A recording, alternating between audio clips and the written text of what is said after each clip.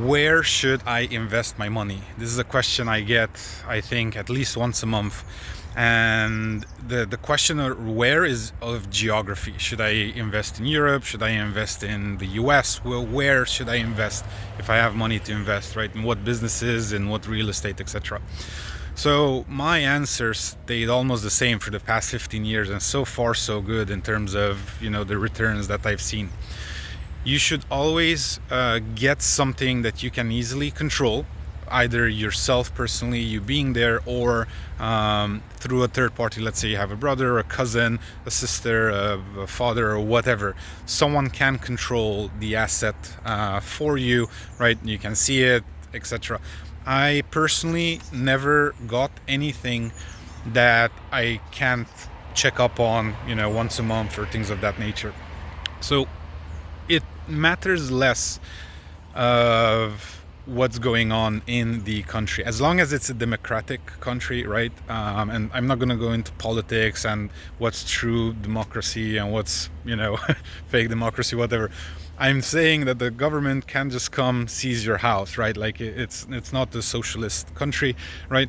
I would not invest in socialist countries at all, right? I have been invited to invest in companies in China before, but then I just hear stories, of, like, for example, I can't remember his name right now. I think it was the Alibaba founder, that said something about the Chinese bank, and then he disappeared for a couple of years, right? And came back all humble and whatnot, and he didn't own the company anymore. I don't do that, right? I don't invest in companies that are in countries that can just seize the company whenever they feel like it, right? So as long as it's a democratic country and you can control the assets, right, whether it's a local business or whatever type of business, right, or real estate, you should always focus on having it somewhere where it's close to you or you can control.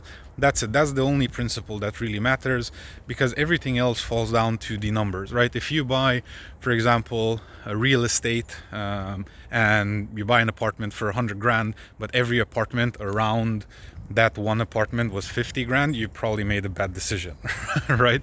But if you buy an apartment that's 100 grand and every apartment around is 200 grand, you just spend a little bit to renovate it, and then all of a sudden you have a 200 grand apartment for 120 grand investment. Again, very good investment.